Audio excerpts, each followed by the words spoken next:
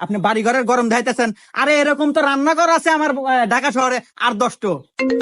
দাঁড়ান, ফোন আসছে, কথা বলে নেই। হ্যাঁ হ্যাঁ, হ্যালো বাজান। হ্যাঁ আব্বু কও।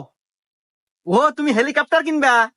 আচ্ছা আব্বু, আমি বুকিং দিয়ে দিতেছি। এ কি কয় রে, ছাওয়াল এক দিব হেলিকপ্টার কিনা, এ তো বিশাল বড় কোটিপতি রে।